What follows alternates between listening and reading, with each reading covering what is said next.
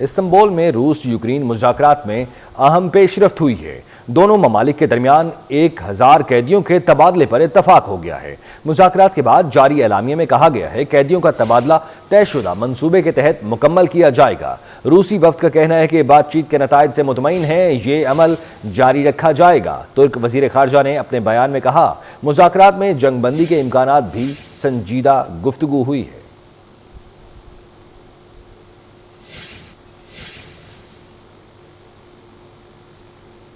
Istanbul میں روس Ukraine مذاکرات میں اہم پیشرفت ہوئی ہے۔ دونوں ممالک کے درمیان 1000 قیدیوں کے تبادلے پر اتفاق ہو گیا ہے۔ مذاکرات کے بعد جاری اعلامیے میں کہا گیا ہے کہ قیدیوں کا تبادلہ طے شدہ منصوبے کے تحت مکمل کیا جائے گا۔ روسی وفد کا کہنا ہے کہ بات چیت کے نتائج سے مطمئن ہے، یہ عمل جاری رکھا جائے گا۔ ترک وزیر خارجہ نے اپنے بیان میں کہا، مذاکرات میں جنگ بندی کے امکانات بھی سنجیدہ گفتگو ہوئی ہے۔